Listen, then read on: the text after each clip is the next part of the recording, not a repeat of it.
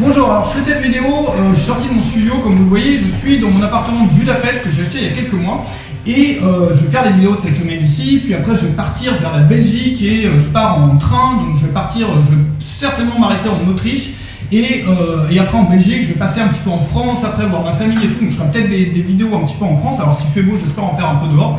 Et dans cette vidéo, je voulais vous parler d'une chose, d'un mensonge, d'une erreur qu'on voit partout et qui empêche énormément de gens qui vendent des produits sur leur site de gagner de l'argent. Donc dans certains cas, et moi je l'ai vu, ça peut doubler les ventes, simplement le fait de ne pas tomber dans cette erreur qui est pourtant conseillée par énormément de gens, énormément de monde.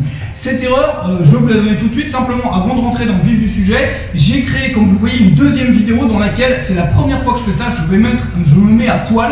Je vais tout déballer, tous les systèmes que j'utilise sur Web Marketing Junkie, donc aussi bien ceux qui se voient sur le site, que ceux qui ne se voient pas, qui sont pourtant sur le site, mais qui vont, envoyer certains visiteurs automatiquement vers certaines pages, alors que d'autres, en fonction de leur parcours, vont être envoyés sur d'autres, et puis toute la partie qu'on ne voit pas, c'est-à-dire celle qui est en amont, celle qui concerne mon travail sur le contenu, sur la régularité, sur les rythmes de travail, sur la promotion, sur la recherche de nouveaux clients, bref, comment je fais.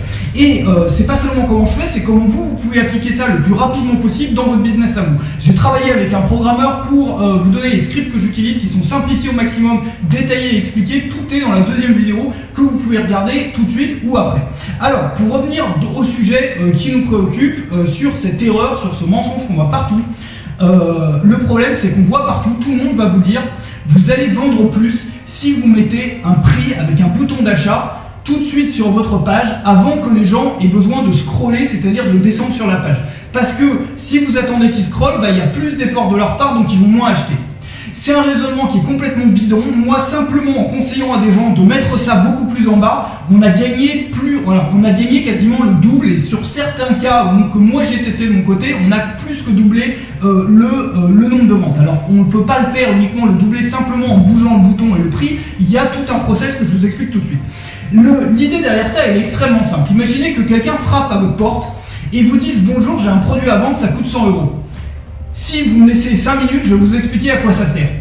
Vous allez probablement claquer la porte à la gueule de cette personne-là et ne plus jamais vouloir le revoir. Maintenant, si cette personne-là frappe à votre porte et vous dit bonjour monsieur, madame, je peux vous aider pour quelque chose, je peux vous aider à résoudre un de vos problèmes, voici pourquoi et voici comment, ça va pas vous prendre plus de 5 minutes, je vais vous expliquer telle ou telle chose.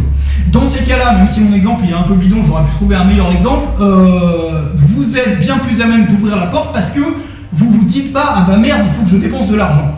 Et dans le cas de vos visiteurs, et vous-même, regardez, enfin moi c'est le cas pour moi, ça l'est probablement pour vous, quand on arrive sur une page, le premier truc qu'on voit c'est 100, 200 €, on voit un prix en gros avec un bouton d'achat. Si on arrive sur la page, on ne sait pas de quoi il s'agit, la première chose qu'on fait c'est qu'on sort de la page, on la ferme, parce qu'on se dit c'est un truc commercial, c'est un truc qui va me vendre quelque chose, ça ne m'intéresse pas, je ne veux pas dépenser d'argent. Voilà. Maintenant, la solution qui marche, c'est celle qui... Alors, il y a un concept qui a été développé par Gary Albert, qui était un copywriter un peu de la vieille école, donc, qui écrivait pour vendre, qui écrivait des lettres de vente à l'époque, qui avait ce principe des 3 piles. Et qui a réussi à doubler, et à plus que doubler sur certaines campagnes, ses résultats par rapport à des tests qu'il avait fait sur d'autres choses. Sur l'approche traditionnelle. L'idée c'est qu'il y a 3 piles quand on ouvre sa boîte aux lettres. Quand vous ouvrez votre boîte aux lettres le matin, vous allez trier votre courrier en 3 piles. La première pile c'est le catalogue de Lidl et toutes les pubs et tout ça. En général ça part directement à la poubelle dans 90% des cas. La deuxième pile, c'est la pile des lettres qui sont à votre nom mais qui paraissent émises par une société, c'est-à-dire tout ce qui est EDF, tout ce qui est votre banque, tout ce qui est tout, voilà, ou tout simplement les trucs où il n'y a pas de logo d'une entreprise mais il y a votre nom dessus et ça n'a pas l'air d'être un truc commercial. Et puis après, vous avez la troisième pile avec les lettres de vos amis, les lettres de la grand-mère, les cartes postales je sais pas, de la cousine Jacqueline qui est en vacances en Espagne par exemple. Et ça, la troisième pile, c'est ce que vous allez regarder en premier, ce que vous allez lire en premier, que vous allez conserver et qui ne va pas finir à la poubelle et qui va attirer toute votre attention. Et donc l'idée de Gary Albert c'était ça. Si moi j'arrive à faire des campagnes de publi-postage, parce que c'était pas sur internet au départ, c'était sur avant internet, si j'arrive à envoyer des lettres aux gens et que les gens les classent soit dans la pile A, soit dans la pile B, c'est-à-dire soit dans la pile amis, soit dans la pile banque, machin, enfin truc d'entreprise qui vous écrivent, j'ai gagné, voilà, c'est même pas doublé.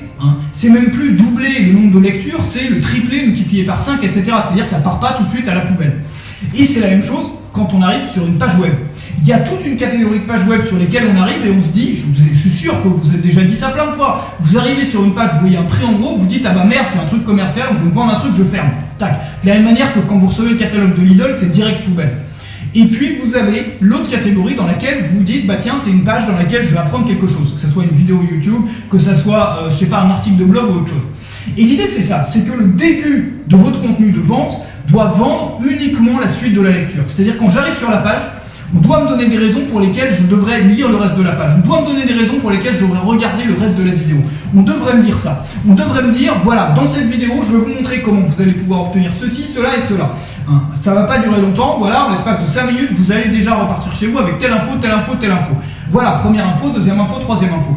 Et je vais uniquement amener l'offre au moment précis où j'aurai éveillé suffisamment de désir pour que la personne soit intéressée. C'est-à-dire non pas lui balancer le truc à la gueule, mais de lui prouver déjà que la personne elle a un problème, lui démontrer qu'il y a un problème qui est peut-être encore plus grave que ce qu'elle pensait, que moi j'ai découvert une solution à ce problème et voici pourquoi et voici comment, et que j'ai transformé cette solution, je l'ai adaptée de façon à ce qu'elle puisse l'utiliser et obtenir tel ou tel résultat.